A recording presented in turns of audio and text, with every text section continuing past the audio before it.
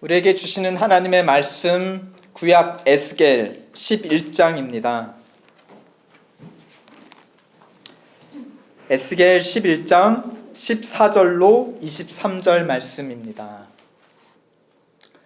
여호와의 말씀이 내게 임하여 가라사대 인자야 예루살렘 거민이 너의 형제 곧 너의 형제와 친속과 이스라엘 온 족속을 향하여 이르기를 너희는 여호와 집에서 멀리 떠나라. 이 땅은 우리에게 주어 기업이 되게 하신 것이라 하였나니 그런즉 너는 말하기를 주 여호와의 말씀에 내가 비록 그들을 멀리 이방인 가운데로 쫓고 열방에 흩었으나 그들이 이른 열방에서 내가 잠깐 그들에게 성소가 되리라 하셨다 하고 너는 또 말하기를 주 여호와의 말씀에 내가 너희를 만민 가운데서 모으며 너희를 흩은 열방 가운데서 모아내고 이스라엘 땅으로 너희에게 주리라 하셨다 하라. 18절 그들이 그리로 가서 그 가운데 모든 미운 물건과 가증한 것을 제하여 버릴지라.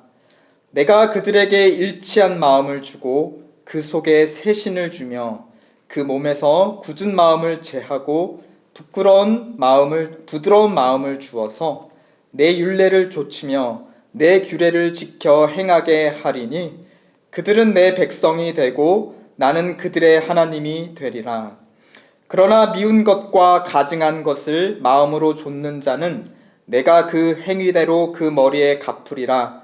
나 주 여호와의 말이니라.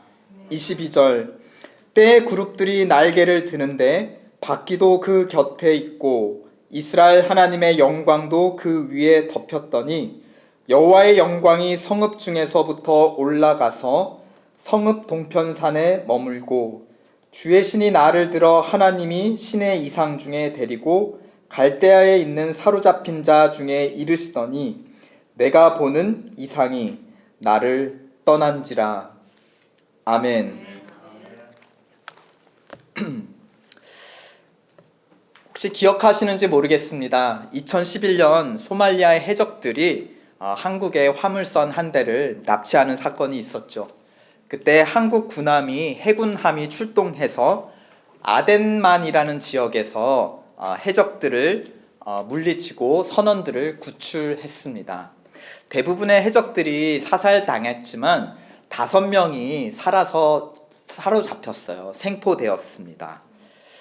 그런데 이 해적들은 소말리아 사람들인데 어디서 재판을 받았느냐, 사법재판을 한국에서 받았습니다. 아니 소말리아 사람이면 소말리아 재판에서 법원에서 받아야지 왜 아프리카가 아닌 아시아 한국까지 먼 데까지 와서 한국 사법부의 재판을 받았을까요? 이 국가마다 고유한 영토가 있고 국경선이 있는데 사실은 이 영토는 고정된 땅이 아닙니다. 국제법상 해군함은 그 소속 국가의 고유 영토로 인정을 받습니다. 그러니까 바다 위를 떠다니는 대한민국 영토인 것이죠. 신기하죠? 그래서 이 소말리아 해적을 잡아서 어디로 데려왔죠? 대한민국 해군함으로 데려왔어요. 대한민국 영토, 주권 영토로 데리고 왔습니다. 그러므로 그들은 어디에서 재판을 받았다? 한국에서 재판을 받았다는 것입니다.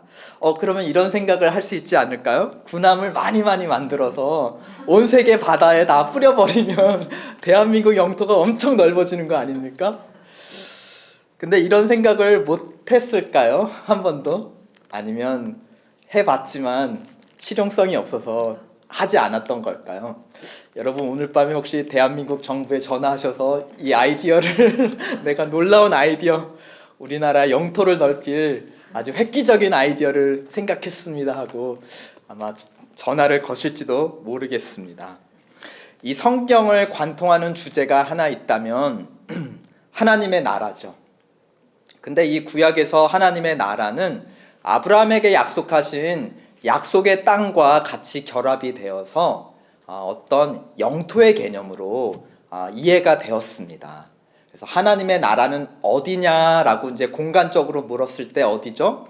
팔레스타인 땅에 아브라함에게 약속하신 그 가나안 땅, 거기가 바로 하나님의 나라다라고 하는 영토적인 개념으로 구약은 많이 이해가 돼 있었습니다. 그 하나님의 나라 중에서도 가장 중심이 되는 지역은 어디일까요? 그러면 바로 하나님의 성전이 있는 예루살렘. 그래서 예루살렘은 거룩한 도시다. 그렇죠? 그래서 예루살렘 자체가 신성하다라고 하는 그 세계관과 인식을 우리는 에스겔 선지자와 그 동시대를 살았던 사람들에게서도 우리는 읽을 수가 있습니다. 에스겔은 누구인가요? 그는 바벨론으로 끌려갔던 선지자 중에 한 명입니다. 포로 중에 한 명이었죠. 근데 우리는 이제 바벨론으로 포로로 잡혀갔다 하면 한 번에 모두 싸그리 잡혀갔다라고 이제 이해할 수 있지만 사실 역사적으로는 단 한 번의 사건은 아니었습니다. 약 30년 동안, 총 30년 동안 세 차례에 걸쳐서, 그러니까 거의 10년마다 한 번씩 1차, 2차, 3차에 의해서 포로들이 잡혀갔습니다. 1차 때는 우리가 잘 알고 있는 다니엘이라는 선지자가 제일 초기에 바벨론으로 갔고요. 그 다음에 2차 때는 여호와긴이라고 하는 유대 왕과 그 다음에 오늘 이 주인공 에스겔 선지자가 2차로 포로로 갔습니다. 그러니까 2차 후에도 여전히 예루살렘에 남아있는 자들이 있었겠죠.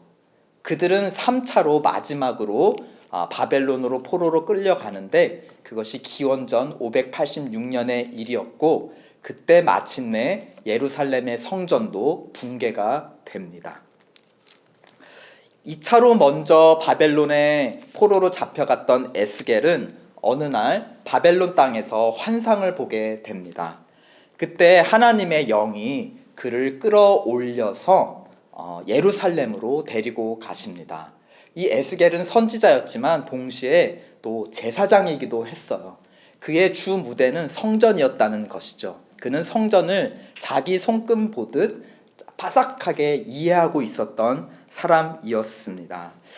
그는 환상 중에 예루살렘, 꿈에도 그리던 예루살렘 성전을 갔는데 그 중에서도 특별히 동쪽 문, 성전의 주문이 되는 동쪽 문을 한번 주목해 보게 되었습니다. 우리가 읽은 본문이 11장인데 11장 1절을 한번 보시겠어요? 에스겔 선지서 11장 1절을 보니까 때에 주의 신이 나를 들어 데리고 여호와의 전, 즉 성전 동문 곧 동쪽으로 나 있는 문에 이르시기로 내가 본즉 누가 있었죠?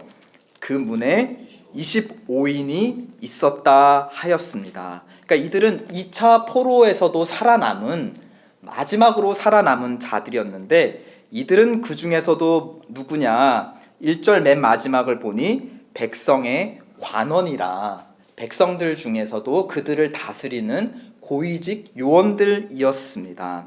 그러니까 이들이 서로 격려하면서 자랑스러워하는 말이 있었으니 3절에 서로에게 뭐라고 하느냐 한번 다 함께 읽어보실까요? 시작. 그들의 말이 집 건축할 때가 가깝지 아니한즉 이 성읍은 가마가 되고 우리는 고기가 된다. 지금은 평화롭게 집 지을 때는 아니다. 지금은 여전히 전쟁 중이다. 그런데 우리는 어디에 있냐? 가마같이 철통으로 둘러싸여 있는 예루살렘 성읍 안에 있고 우리는 그 안에 들어있는 고기와 같다. 여기서 이제 가마 안에 들어있는 고기다라는 것은 당시에 속담이었는데 가마 속 고기를 주로 다루는 곳은 어디냐면 성전이었어요. 그래서 가마 안에 제사 고기를 넣고 끓인 음식을 이제 제사장들 성전에 일하는 사람들이 이제 먹었거든요. 그러니까 그거는 아무나 먹을 수 있는 음식이 아닌 거죠. 특정한 사람들을 위해서 특정하게 보호가 된 음식입니다. 마치 그런 것처럼 예루살렘은 그러한 가마솥이고 우리는 그 안에 안전하게 들어있어서 아무도 함부로 건드릴 수 없는 보호받는 특별한 백성이다라는 그런 인식이 담겨 있는 것입니다.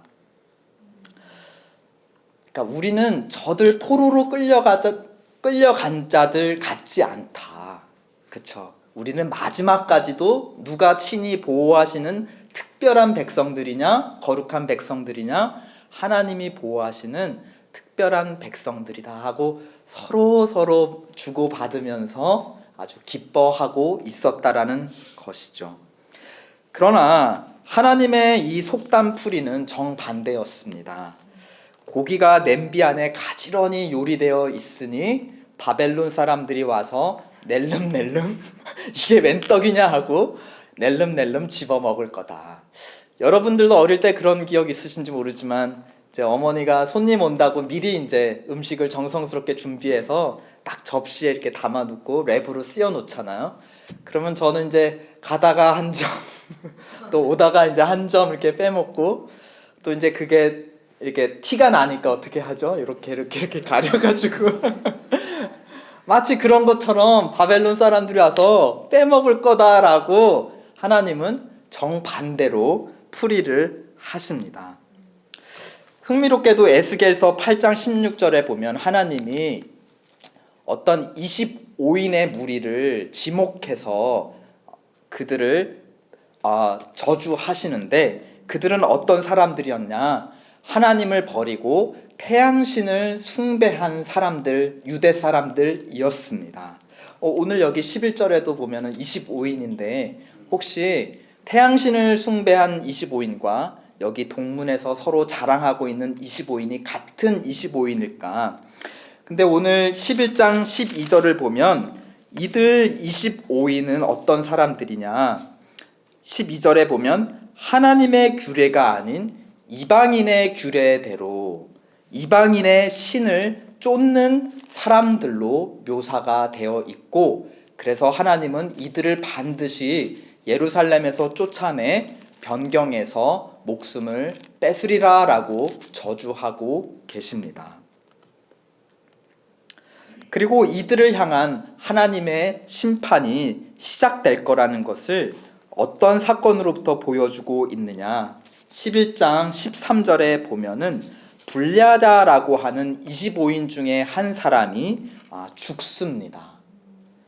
그 사람이 죽는 것이 바로 이 모든 남아있는 자들, 우상숭배한 자들도 이 성읍에서 안전하게 보호될 것이 아니라 하나님의 심판을 받아 바벨론으로 끌려갈 것이라는 것을 하나님은 보여주신 것이었습니다. 13절 한번 다 함께 읽어보실까요? 시작.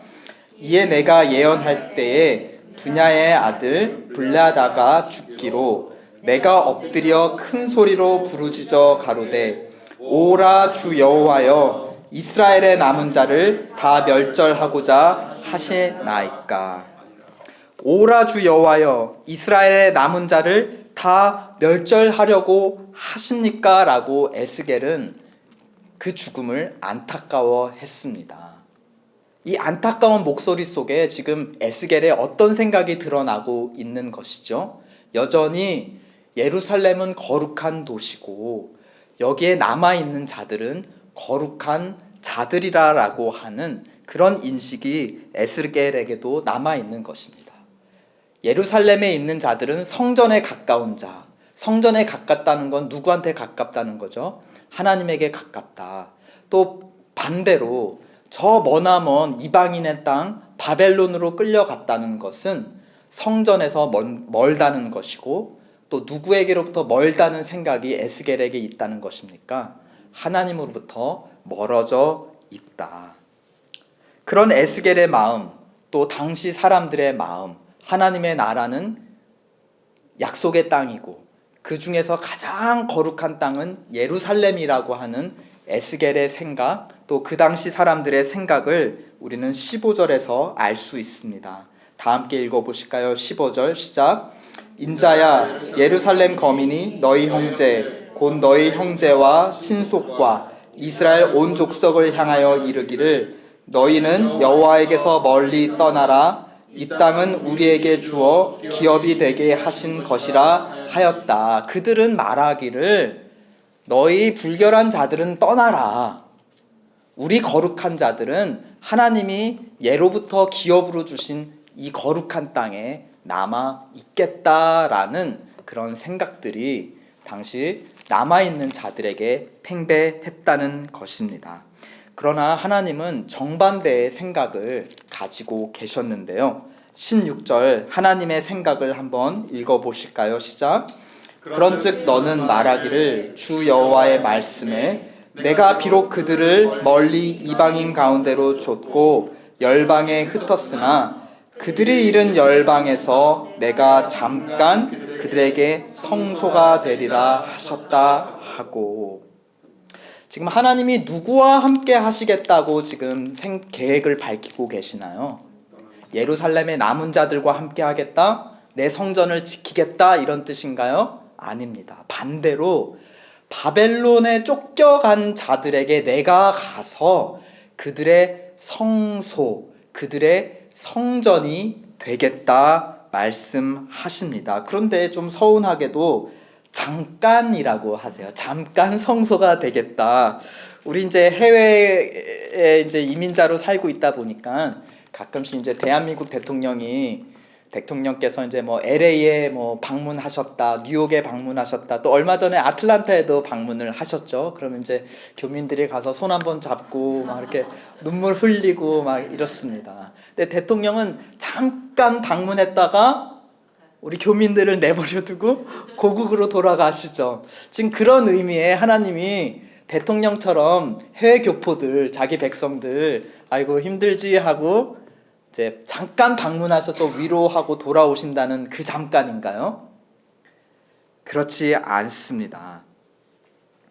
그것은 외국 땅에서 하나님이 친히 가셔서 같이 계시다가, 같이 그들과 함께 잠깐만 계시다가 그들을 이제 어떻게 하시겠다는 겁니까? 하나님과 함께 본국 땅으로, 약속의 땅으로 다시 데리고 오겠다. 그러니까 백성들이 그 외국 땅에 머무는 시간이 잠깐이라는 그런 소망의 잠깐이었던 것입니다. 19절, 20절을 한번 보실까요?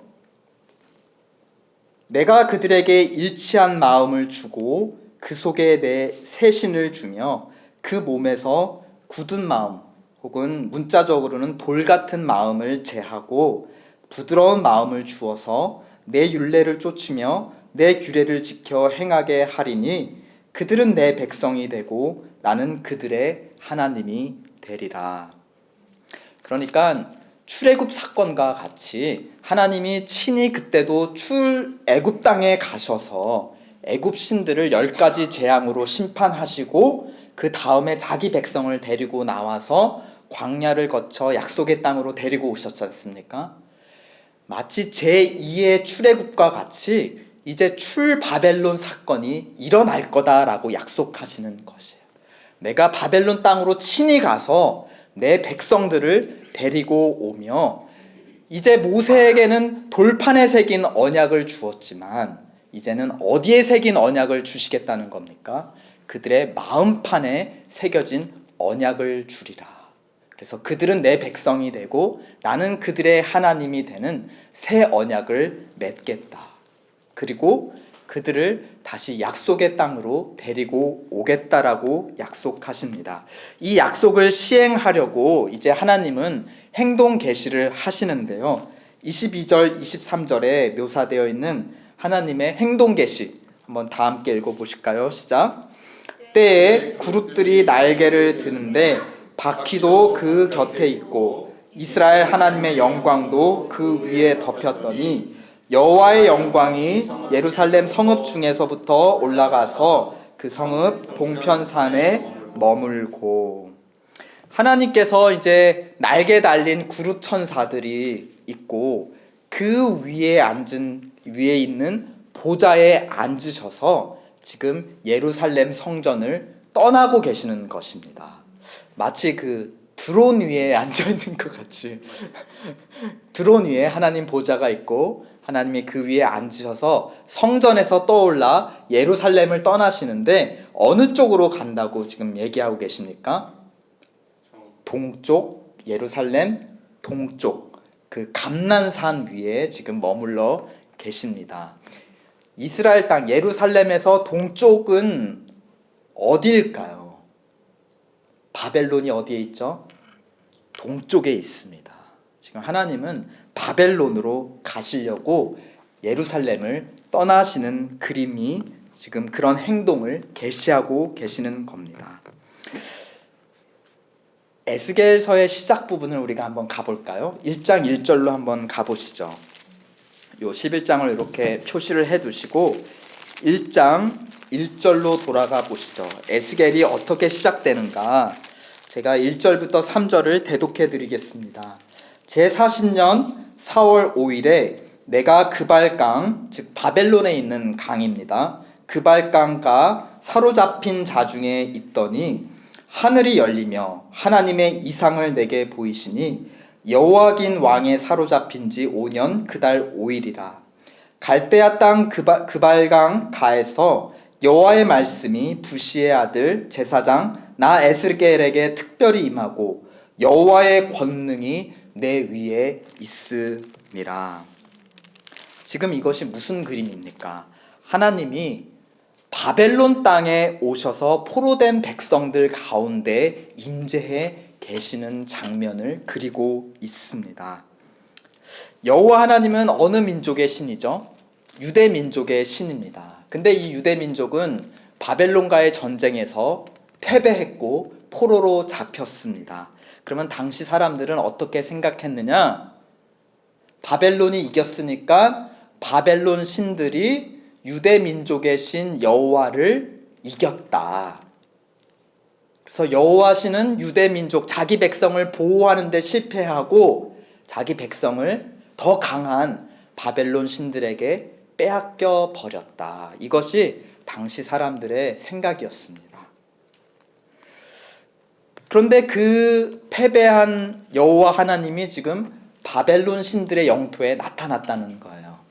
그러면 어떻게 나타났어야 할까요? 당당하게 나타날 수 있었을까요?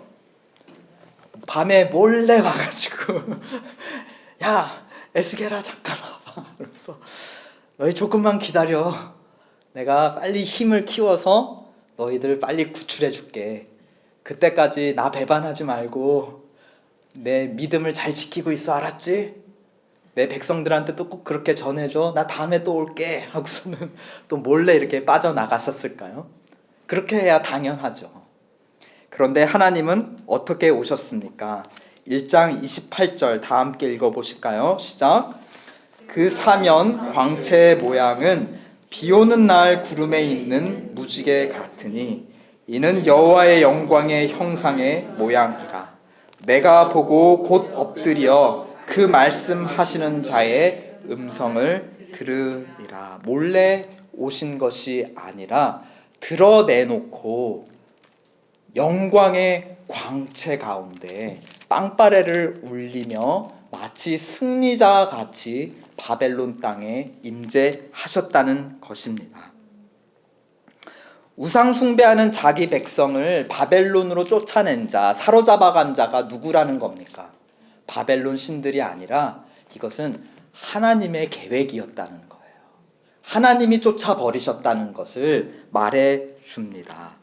또 마치 바벨론 신들이 자기의 하인 종들인 것처럼 그들의 영토가 마치 당신의 영토인 것처럼 영광 중에 들여 밟고 들어오는 자, 신 중의 신, 신 위의 신이 누구라는 것입니까? 바로 여호와 하나님이신 것을 나타내고 있습니다. 이 1장에서 보면 여호와 하나님이 영광 가운데 지금 바벨론 땅에 행차하신 거예요. 그리고 나서 에스겔서 끝이 어떻게 끝나는가? 이 하나님이 영광 중에 예루살렘 성전으로 다시 돌아오는 환상으로 에스겔은 끝납니다.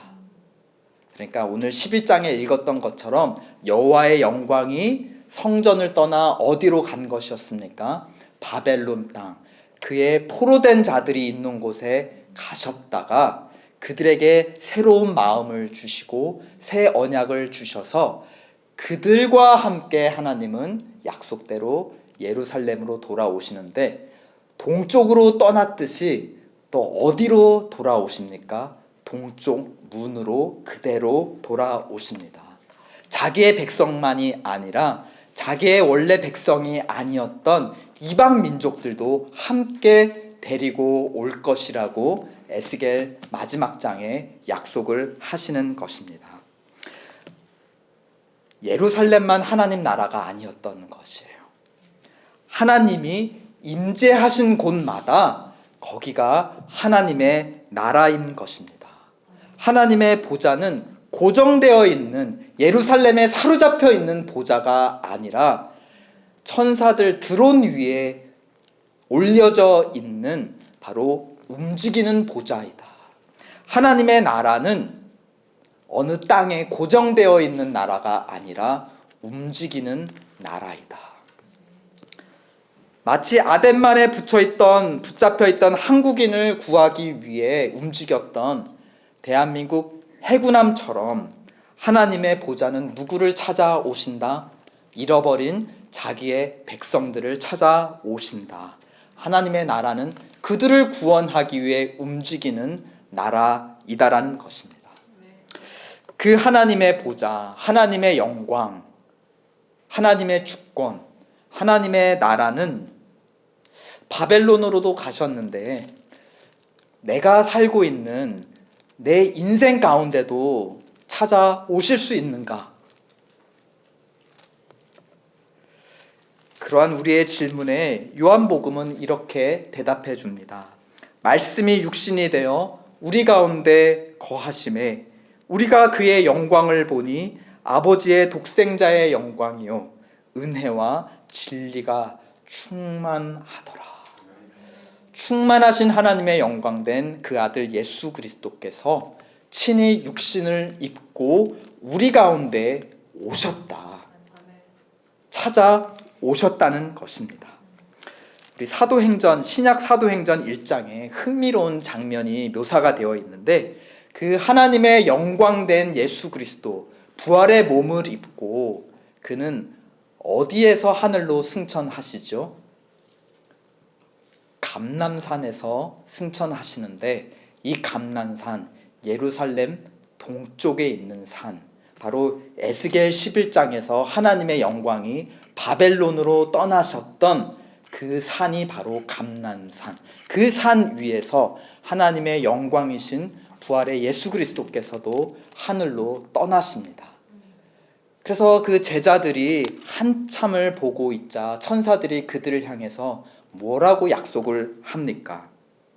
너희 가운데서 하늘로 올려지신 이 예수는 하늘로 가심을 본 그대로 돌아오시리라. 에스겔 선지자가 보았던 예루살렘 성전 동쪽을 떠났고 또 그 동쪽문 그대로 돌아오는 하나님의 영광, 그분은 누구이신가? 바로 우리 주 예수 그리스도이십니다. 그분은 지금 하늘에 계시지만 우리에게 성령을 부어주셔서 지금 우리와 함께 계시며 우리를 다스리고 계십니다. 우리 마음속에 이미 하나님의 나라가 임재해 있다는 것입니다. 그러므로 우리는 하나님을 예배하기 위해 예루살렘에 가지 않아도 된다는 것이죠. 두세 사람이 내 이름으로 모인 곳에 나도 그들 중에 함께 하시겠다. 우리가 있는 곳에 찾아오시는 하나님의 보좌, 움직이시는 하나님의 나라라는 것입니다. 그리고 지금 여기서 우리를 친히 성전 삼으셔서 좌정하신다 하였습니다.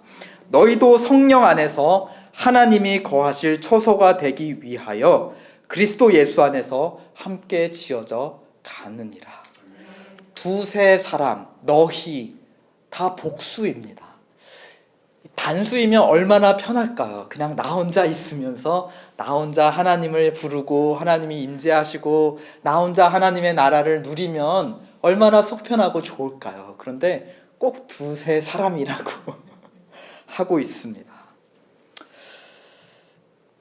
그러므로 우리는 예수 그리스도의 이름을 부르며 그 권세 아래 모이기를 힘씁시다.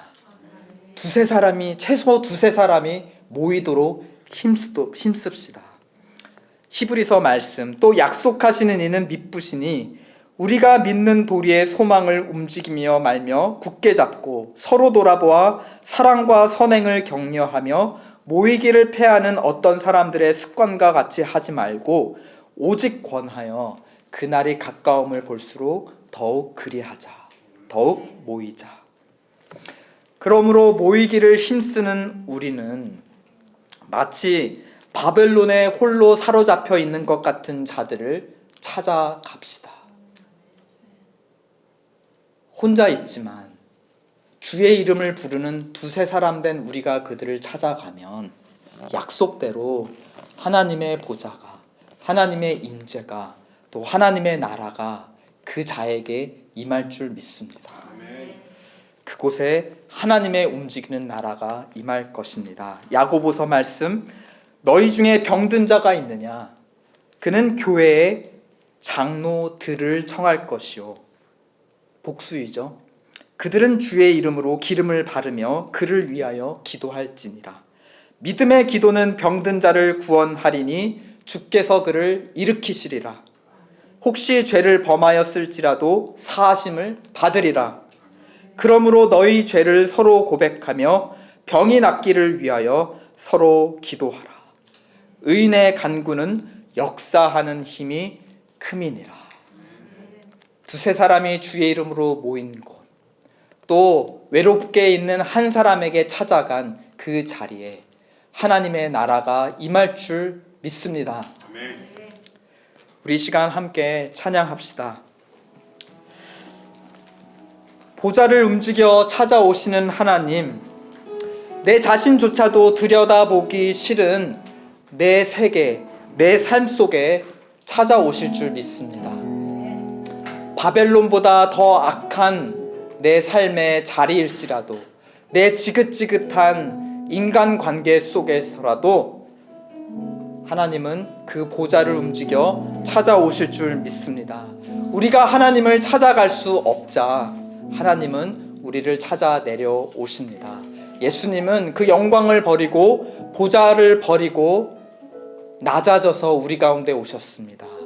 성령도 강림 내려오셨다 하였습니다. 하나님은 우리를 찾아오시는, 우리가 하나님을 찾아 올라가지 못할 때 우리에게 내려오시는 분, 그 하나님을 찬양합시다. 우리 나 같은 죄인 살리신 강림하신 주의 은혜 함께 찬양하시겠습니다.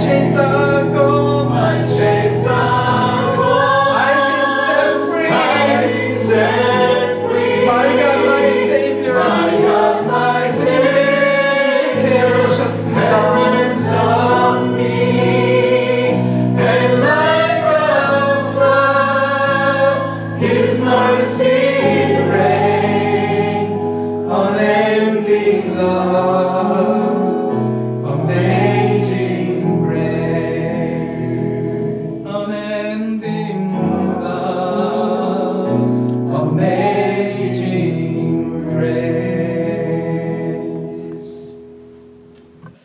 지금은 우리에게 하나님 나라를 가지고 내려오신 하나님의 아들 예수 그리스도의 은혜와 우리를 통해 이 땅에 하나님 나라를 이뤄 가시는 하나님 성령의 역사와 마침내 완성된 하나님 나라 안으로 우리를 맞아 주실 하나님 아버지의 영광스러운 사랑이 엠마오 가는 길 교회와 다음 세대 위에 동역하는 선교사님들과 이웃교회 위에 그리고 바벨론에 붙잡혀 어찌할 바 알지 못하는 포로된 자들 위에 이제로부터 영원토록 함께 계실지어다.